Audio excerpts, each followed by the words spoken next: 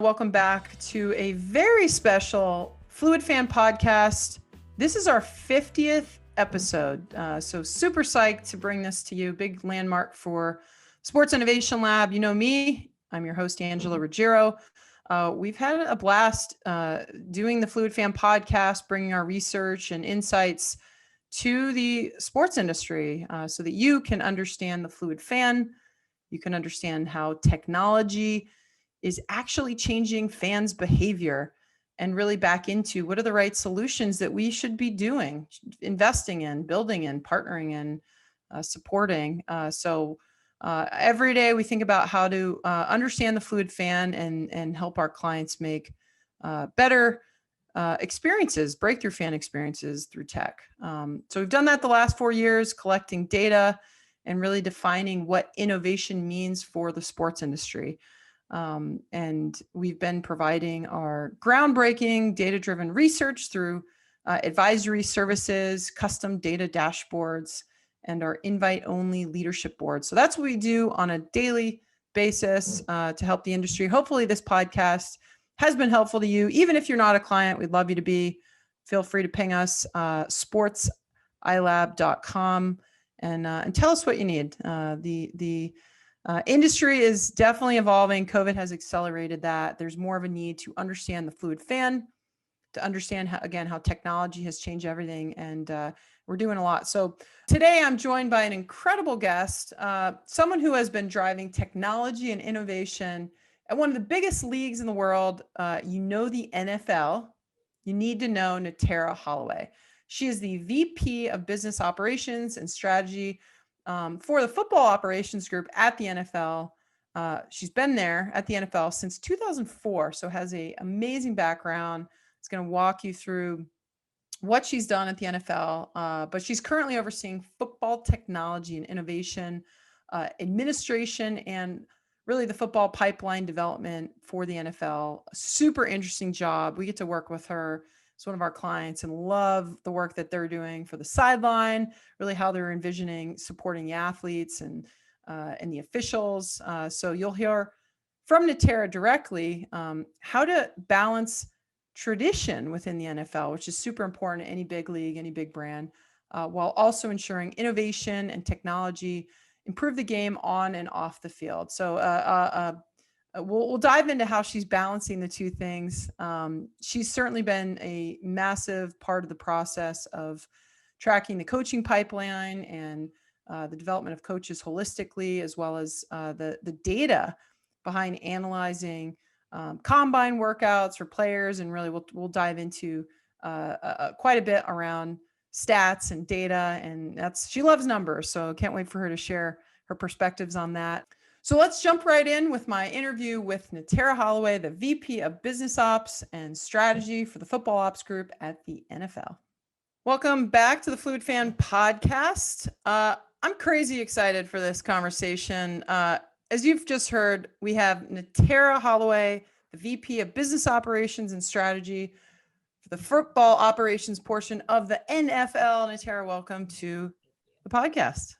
I am glad to be here. Always glad to work with you, Angela, and be a part of anything that SIL does.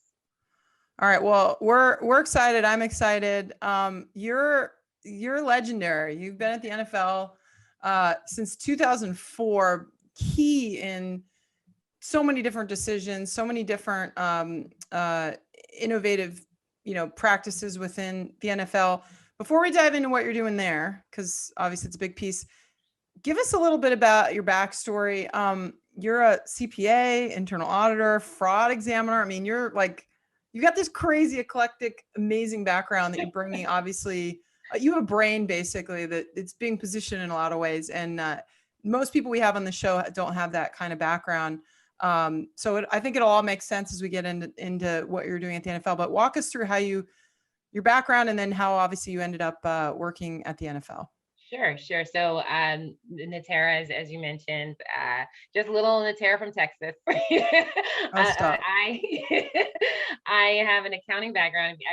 if you've heard me ever, I always talk about, if you cut me, I bleed numbers. I love numbers. That is my Zen place. My yoga would be on an Excel spreadsheet.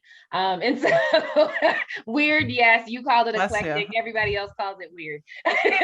But I really just started my career around business. I just had a fascination with business and business models. Ended up in Texas working for an oil company, and went into audit because I really liked the way that when you go around audit, you get to see many parts of the business. I'm very curious about those that business approach and business model, which will make sense in a second.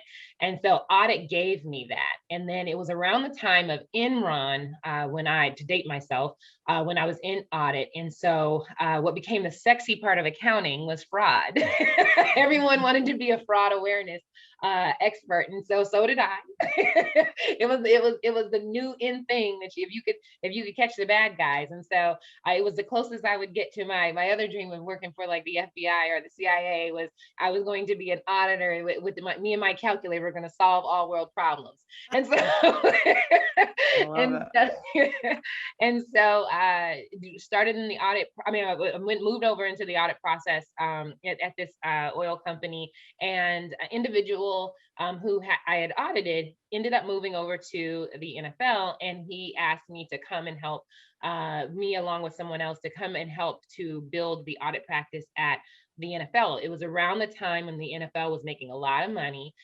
We have a phenomenal business approach of shared revenue between the clubs. And so they wanted to make sure that there was really good transparency and process in that. And so although it wasn't a public company, they wanted to have a good sound internal audit group. I was like, that's so very cool, because my life dream is to go and write this audit book.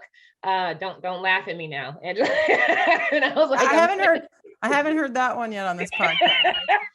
And so I moved to New York from Texas, and I really just thought I was gonna, do all these things in audit and move back in a year.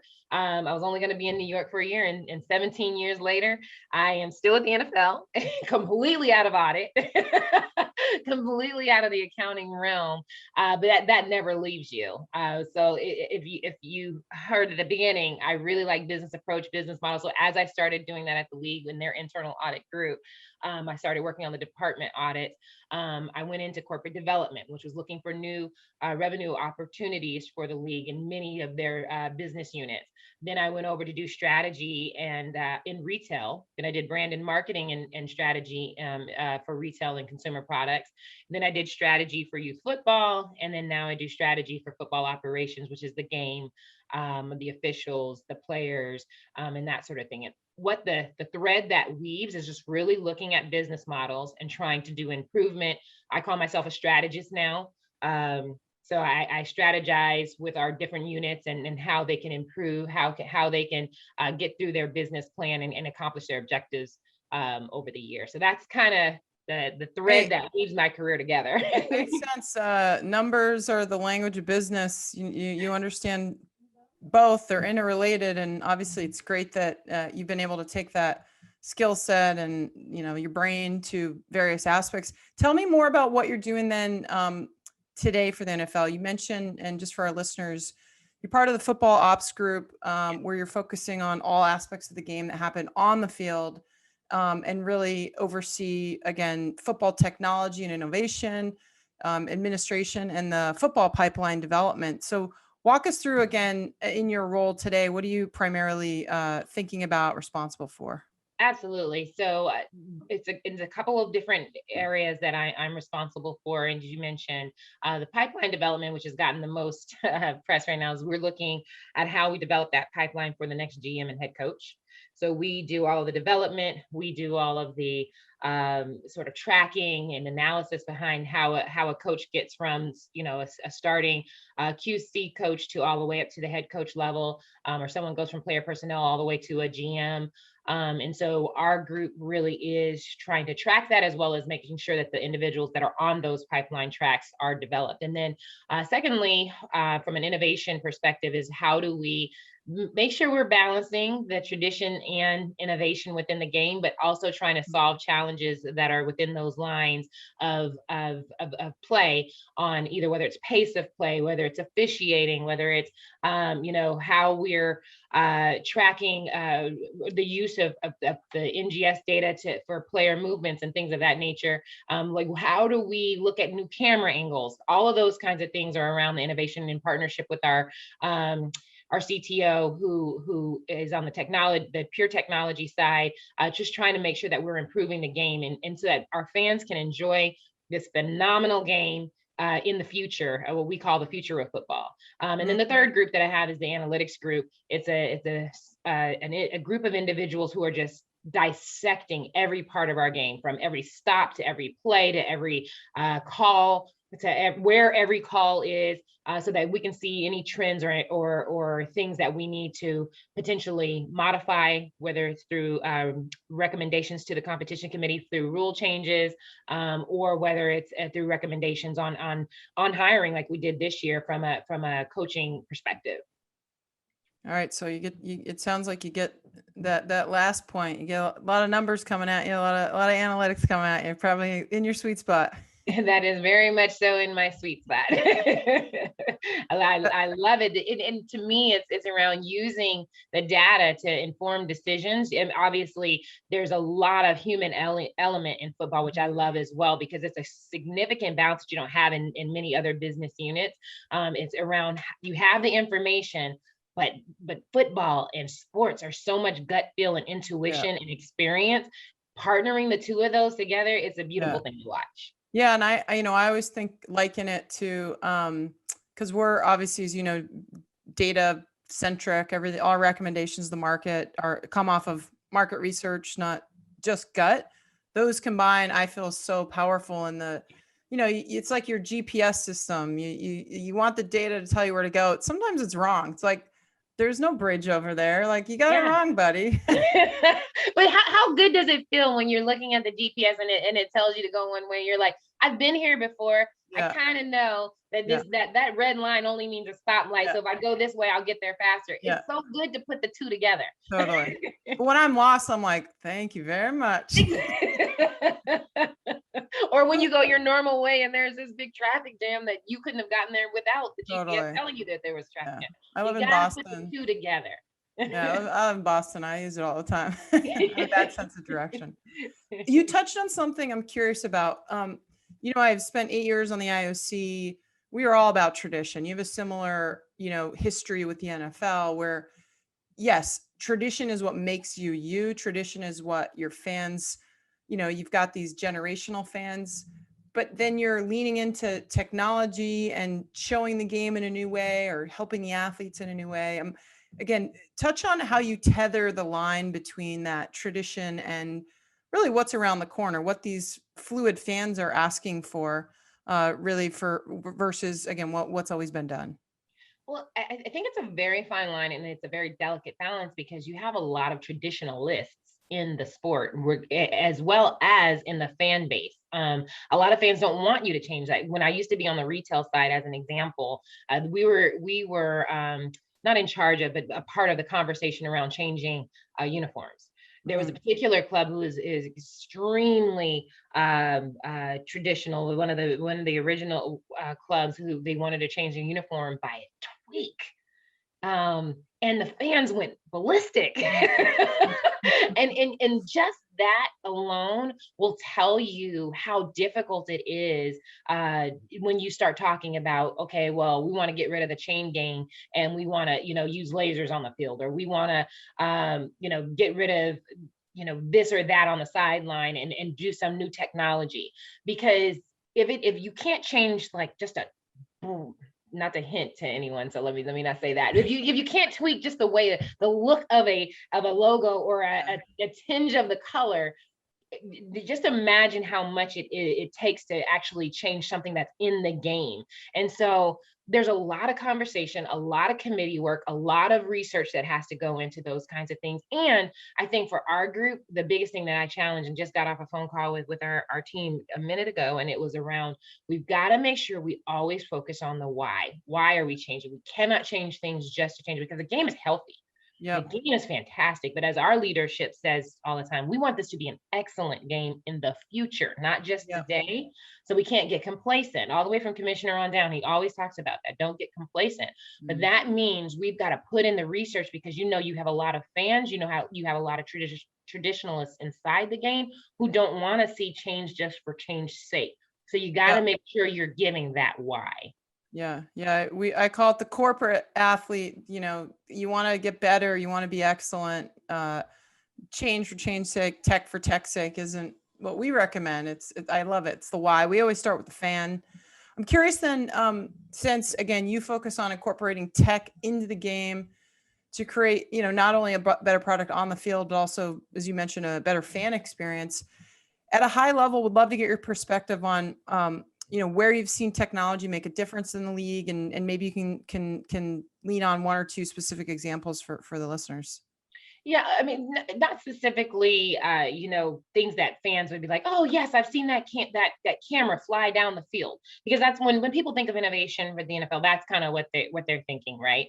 But when we talk about innovation on the football side, is we're talking about how do we give officials, as an example, better tools in which to officiate a game. So that might not be looking at a different camera angle, that might be partnering with them to see where are calls played, using NGS data to say, like, where are players during a particular game, and where using predictive analysis to see where they would be potentially in the future, so that we can make sure that we have adequate coverage in those areas for those teams, making sure that we're pairing, we're monitoring which officials are doing which games, making sure that we're making sure that we're looking at where errors are called and how to make sure that those don't happen again. Those are the kinds of fine-tuned things that we're using technology, whether it's chips in uniforms, or whether it's chips on our officials, to make sure that we're getting very precise to make sure that we can call games the way that they should be, so that that's taken out of the equation when you're looking and enjoying a game. Those are not the ones that make the front paper. Those are not the ones that people think are sexy when you talk I always call it the black t-shirt moment, standing on the stage, that Apple moment announcement. We are now doing a report on where officials stand. No one wants to know that.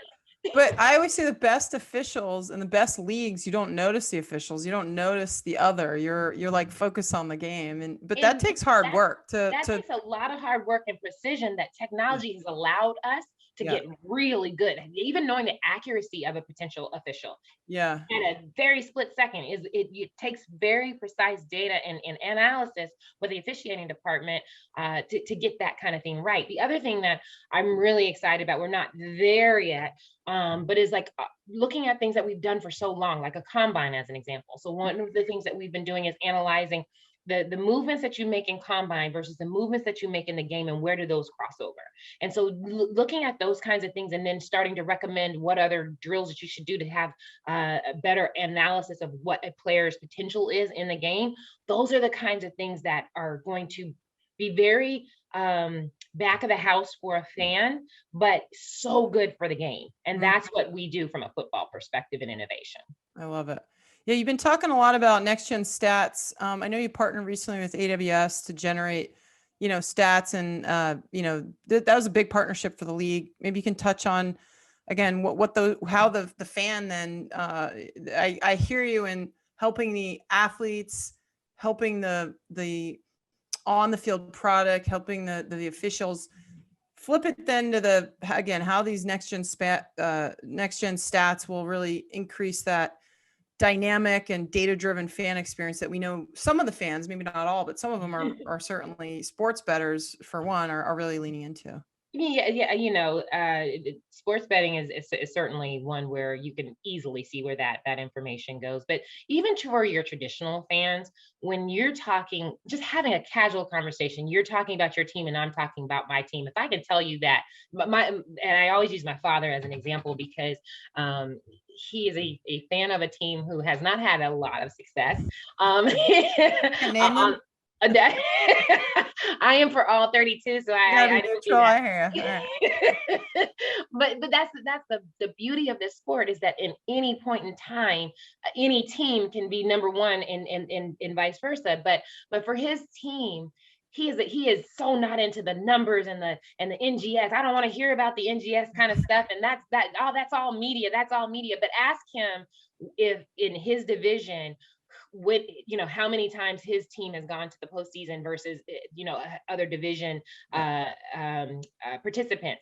He knows that right off bat. He He's doesn't know got that. some bragging rights. He's like, I It got gives some him those rights. bragging rights. It gives him the ability to say where his team is positioned on standings. It gives him the ability for if he were to play fantasy football, to know exactly which players to choose because of their stats. Those are the kinds of things that people don't think about when they're talking about NGS. It's just that cool graphic on media. But no, you're using that in your casual conversation to brag on your team. And that's what we want to empower Finns. It's not about saying, hey, let's give you this package of information and see how you can use it. It's more about how do we integrate this information so it's exciting for you to talk about and you don't even know you're talking about it. Yeah. And that's what I think the beauty of NGS data and what specifically AWS has done for the league. We love being partners with smart. I think people say that around here all the time, with smart partners, and they are one of them. And it's amazing how that beauty of that line of integration of fandom can come out without even knowing it. Yeah. Yeah. So you should rebrand it. Just bragging rights stats. Call it something else. That you can't monetize bragging rights, but if you could, we probably would. There you go. Love it. So one thing that, in most of our recent podcasts we've been talking about is COVID and its effect on the game, its effect on sports, its effect on the business, which you're obviously an expert in. Tell us about, your experience over the past year working at the NFL. Clearly a lot of challenges going on, but this was really the first time the NFL had to play games on all 7 days. And, just again, tell us what it was like getting through last season and maybe any iterations or fine tuning that was able to come out, positive changes that came out of, again, this compressed, different atmosphere that the whole sports industry has had to work under. Sure. I think it doesn't get as much publicity. Like a lot of people, they'll say, oh, well, what great things that did the NFL do over the last year? And they'll say they did a virtual draft. It was phenomenal. I mean, I love calling the head of our events department and telling him, I'll say like 15 years in and you impressed me again. 16 years in, you impressed me again. Good gosh, what they did with the draft last year. I was like, I'm so glad to be associated with you all. It was just amazing. But I don't think that the fact that we got through this season is heralded enough. And I tell that to the head of our game group, as well as the individuals who worked so tirelessly over this last year to make sure that those games were pulled out. It is extremely hard for any sport to have played during this COVID year. However, with football, and specifically because there were so many people and so many moving parts, it took an army. And so the Steph Durantes and the Troy Vincents and the Donna Pontes, I feel like they literally need like months off. Dave Gardy's of the world, because what they led with the clubs was nothing short of amazing. And not only because we pulled off the games, but just if you just think through what COVID was, we were all learning, right? It's not something we were given a playbook at the beginning of the season and they could execute against. It was a week by week thing where we are trying to turn over new rules and new guidelines and new things that people had to do. And kudos to the players for being able to do that and safely, because at the end of the day, it wasn't about necessarily just playing the game. It was playing the game safely. We care about our players, we care about the employees, and we didn't want to do something that was going to put them, in unneeded jeopardy to play the game. And so I think that they did that so well. And the fact that we pulled off this season, including a Super Bowl, people did not think that was going to happen. And so I think the biggest thing that we learned out of this is flexibility. And again, it almost speaks back to that innovation and that balance between innovation and pivoting and being traditionalist. But there were so many things that they had to pivot this year. So being flexible in something that we've done all these years was a necessity that we never had to encounter before. So whether it's something as simple as which I thought this one was funny, when they were trying to make the decision about piping and sound. Before, our compliance group would be all over you.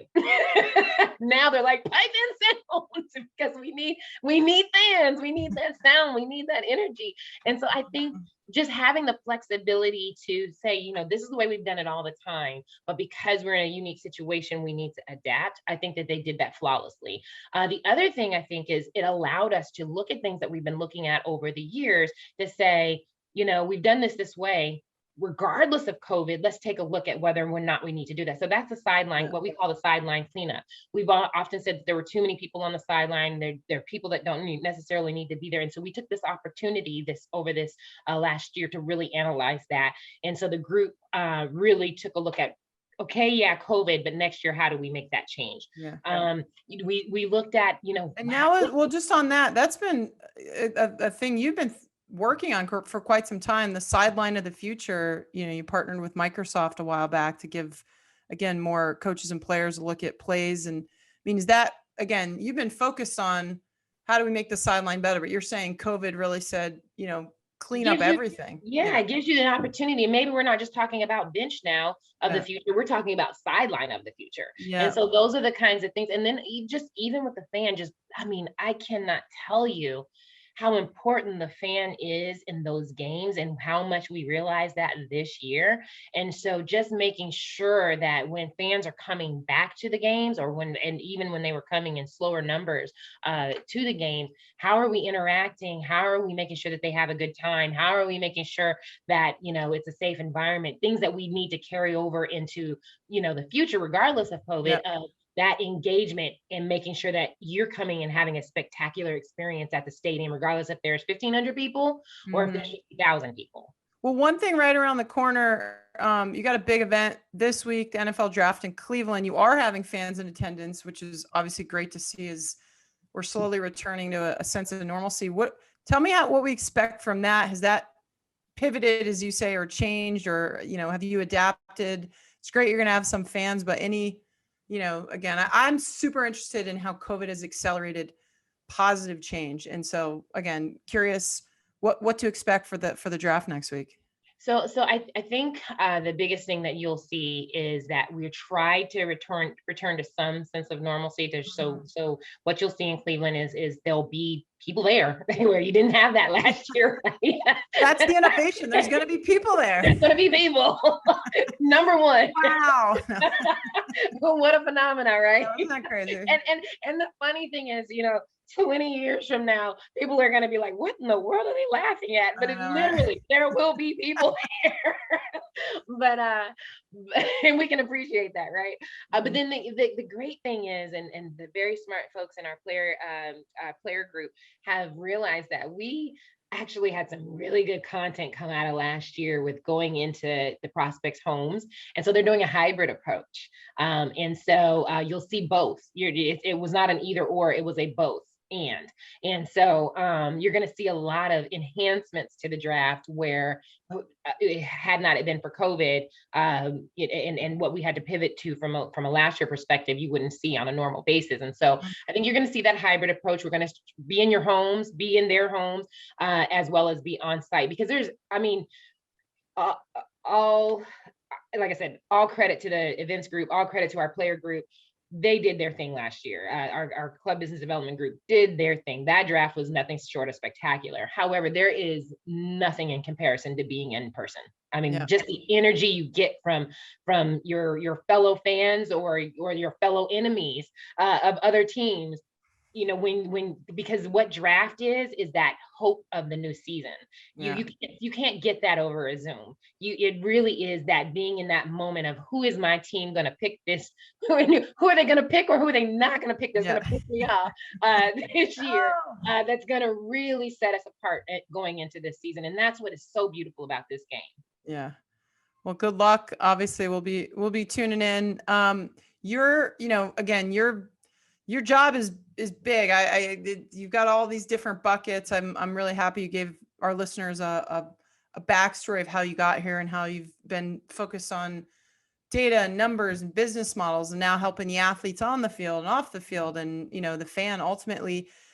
You've been instrumental at the NFL in thinking through innovation more broadly, and how do we understand what's going in the market? How do we again evolve? Tell us about your plans for this innovation summit at the NFL and why that's so important to you as someone that's again an innovation leader. I've learned a ton from you and just respect you enormously. You have had such a breadth of experience, I think, and now are really trying to take that experience to the next level within your role at the NFL. So tell us about the future of innovation at the NFL and broadly speaking. Sure. So we actually have a committee of clubs. It's called the Future of Football Committee, and it's led by Parag Math is out of the 49ers, and John Spanos out of LA. And it's one of those things where it's really looking at how do we have the NFL in the conversation of innovation when it comes to the game. And so what we wanted to do is have a culminating event. So we have Future of Football out of our player health and safety group. We have the Big Data Bowl out of our group. And we have the IT group that has a couple of technology summits as well. Our 32 club that actually invests, I'm sorry, our 32 fund that invests in new innovative of companies, our NFL labs out in LA. And it's one of those things where how do we all bring those things together in a culminating event and talk really smartly about what does the future look like? And through the help of very smart partners, such as Sports Innovation Lab, we're talking about not only in sports, not only in football, but outside of that. So what are they doing in other industries that we should be looking at and bringing to sport and bringing to football? And so this event is going to be a lot of really smart conversations about our challenges and that we know about and that we don't even know about. And so we're really super excited because we have not done this in the past. We're trying to create or enhance the culture of innovation at the NFL. And I am over the moon excited about what those conversations are going to bring. And what I'm most excited about too is making sure that we have conversations with investors in this space too, because we want to invest in the next iteration of innovation within sport and within football. So it's going to be very good. It's going to be this summer. And it's going to be a close conversation, but it's going to be extremely good and so super excited that it's a meeting of the minds of a number of different departments within the NFL. Well, it's been fun brainstorming with you about this. I mean, your point about looking outside of sports is so important. I find a lot of times we tend to have the same people listen to the same ecosystem in some ways. And you've been, clearly your leadership is being seen at the NFL. Like we need to do more to think outside of our industry and the fluid fan, their behavior is changing. As we talk about this all the time on the leadership board. Consumer behaviors are changing, and how are those behaviors coming into sports? What are the products and services other industries are investing in, other industries are creating to really service that consumer, that fan, that fluid fan? And you're putting it all together with this summit. So I give you major kudos and wish you all the best of luck there. Thank you. We're excited and understand that all ideas aren't going to come from within these walls. And our executive team is so smart to understand that and want to get ideas from outside. We want to be better. We want to be best in class. We want to be the best. So in order to do that, we've got to seek out ideas. You want to win your own Super Bowl, even yes, something like that. Do we have a new name, Angela? The Innovation Bowl. There we go.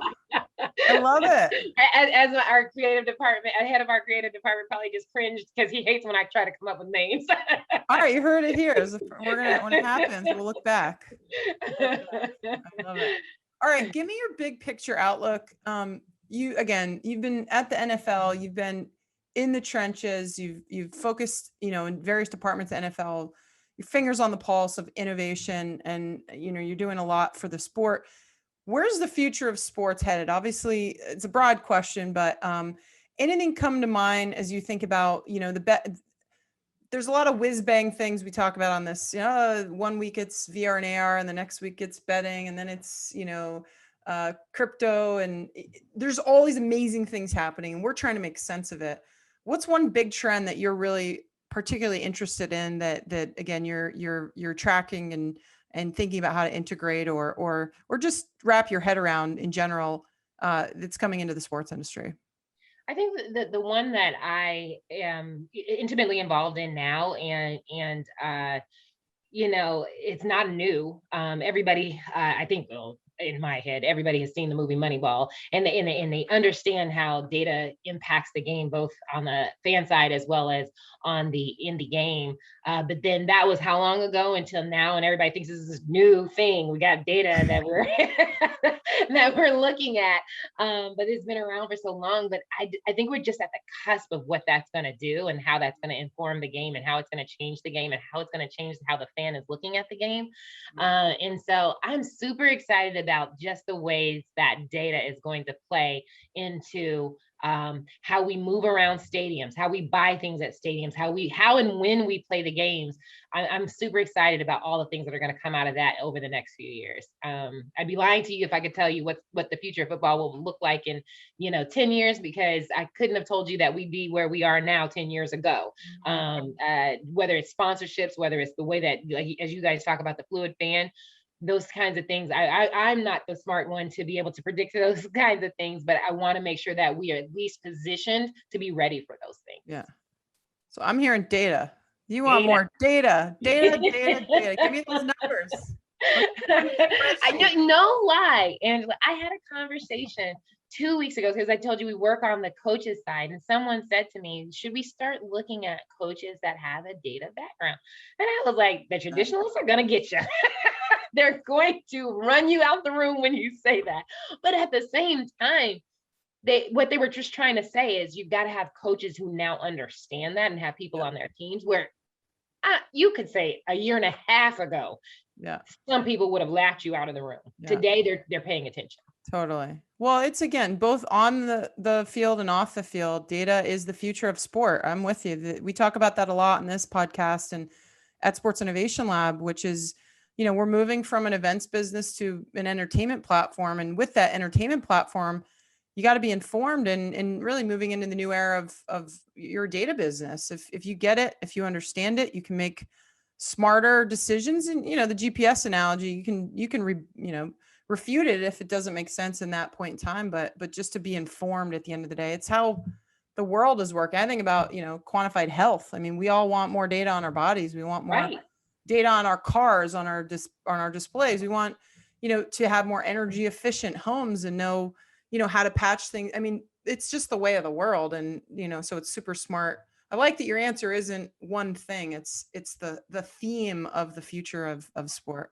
And I say this, having worked in oil, and people say data is the new oil. Yeah. I couldn't agree with it more. Yeah. Data's the new oil. That's our tagline for this.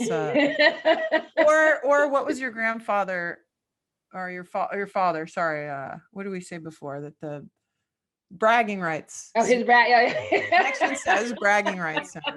Or innovation bowl. We got lots of things. We got a lot going on in this podcast. We got to write some notes. I love it. All right. We're going to wrap with my favorite part of the segment, which is where I get to dial in on 4 questions with number 4. I was a number 4 in sport. That's my favorite number. You sort of answered this, but maybe you can do it again. What does innovation mean to you, Natara? It means the bringing together of ideas and solutions to problems that you do know you have and that you don't know that you have. I really think that's what innovation is. And moving on it. Ideas alone get nothing. Yeah. Idea and execution. Yep. Who's the most innovative person in our industry? You can also say outside, but get brownie points for inside. You know what? I don't know who the person is, but after this year, and maybe I should find out who this is the person who created the digital fan. You saw it in the NBA, then you saw how other sports try to bring it in. But to me, that was one of the biggest innovations out of this year, was having fans be able to be either in the end zone or at draft or at the side. You know, my dad, again, he was able to be courtside at an NBA game digitally. They're the winner this year. Whoever that person is, I want to talk to you. That person is the winner. I'm going to try to find the name for you. I love it. Who's the most innovative company in sports tech? Is there a company that you like working with, you think is doing something interesting, a startup? Sure. So I would say we don't ever single out our partners, because we have a lot of very innovative. You love all your children. I get it. Love all the children, but I will say the attributes of those companies that would fall in that list are those ones who, again, solve problems that we don't even know are problems right now. Those are the ones who are trying to seek out solutions, who are giving us ideas, and we didn't even know we needed them yet.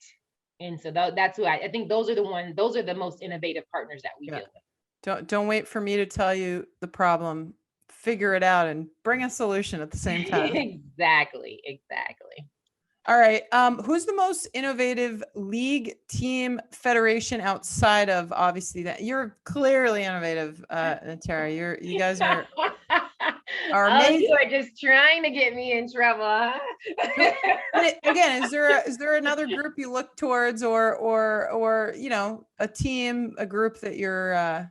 It's always hard because I know you're. Yeah, I'm gonna try anyway. You know what? We borrow from so many people. I think what I love about sports in general is that, you know, we understand our lanes. You know, obviously the NFL, we want to be the best at the best, and so does other leagues. But I think we have such great swim lanes that, you know, we have a lot of departments between the 5 majors that talk to each other on a regular basis. What are you guys doing? What are you guys doing? Because it's just fandom that we're you know, reaching. And so I'm going to take the politically correct answer and say we look at it.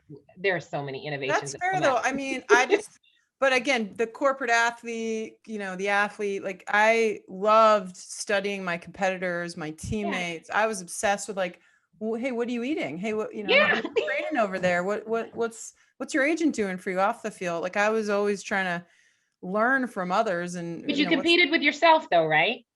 Yeah, at the end of the day. So I think we learn from others, but we compete with ourselves. We just want to be the best that we can be. And I know that that's going to keep us at the top of that leaderboard if we continue to do that and just not get complacent. And I think that learning from very talented athletes like yourself, that's where we go with that. Study the competitors, every single one of them.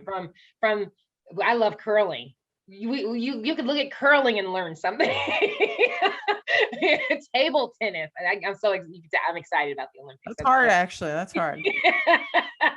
I'm excited about that. So anyway, I think you can learn from any sport, any on that. So Natara Holloway, you're the VP of Business Ops and Strategy under Football Operations at the NFL. You've been so fun to work with. I've definitely learned from you, you know, with our relationship at Sports Innovation Lab. I'd love for you to, you know, end this podcast to our listeners. Any words of advice? There's a lot of people that want to be you, that want to learn from you, that are, again, listening to this for those little wisdom nuggets. Any parting thoughts that you want to share with our listeners? Sure. I would just say that, you know, if someone wanted to be in sports, if that's who I'm speaking to from an advice perspective, it would really be around understanding that this is an unusual industry. Being a fan is not going to get you the success that you would be looking for from a professional perspective. It really would be about studying the business approach, and how we can actually show up every day for our fans, who are basically our customers, and our players, who are basically our customers, and are the team owners who are our team owners. And so if you really want to just succeed in sports, and I would venture to say entertainment as well, it's around networking and making sure that you really truly understand that this is a business. All right, let's end there. Thank you so much for your time. You're amazing. Good luck planning the draft. Good luck with your innovation summit or bowl, whatever you're going to call it. But I appreciate you coming on the podcast and spending some time with me, Natara. Thank you for having me, and anytime. I'd like to thank Natara Holloway for taking the time to join me on the show today. A true visionary driving innovation at the NFL. And as you heard, using numbers and data. We love that. Love to data nerd out with her. Talk about analytics, the money ball. She has that mindset, which is why we had her on this show. And hopefully you enjoyed hearing from Natara, the work she's doing at the NFL for a few years now. Around their innovation and technology implementation strategy and really where they're headed moving forward. So really look forward to seeing Natara, more of her and what her team has coming in the future for the league and NFL fans across the globe. So thank you, Natara. I want to close by thanking my producer, Jack Barlow, my whole team at Sports Innovation Lab. We've been at it, 4+ years now, continue to do what you're doing, team. Love bringing these insights to the Fluid Fan podcast. I want to thank you, my listener, for tuning in. Thank you on our 50th episode for being a part of this. Feel free, if you like what we're doing, you want to learn more about that future fan, how, again, technology is changing fan behavior and wrap your head around innovation. Feel free to subscribe to what we're up to. You can always find us on iTunes, SoundCloud, Anchor, Spotify, Google, Breaker, Radio Public. We're everywhere. So thank you for spending your time with me. Hopefully you've enjoyed this podcast, and we'll see you over the next 50. Make sure you subscribe. Go on to thefanproject.co if you haven't already. Help us out with that initiative. So thank you again for spending time with me. I'm Angela Ruggiero. I'll see you next time on the Fluid Fan Podcast.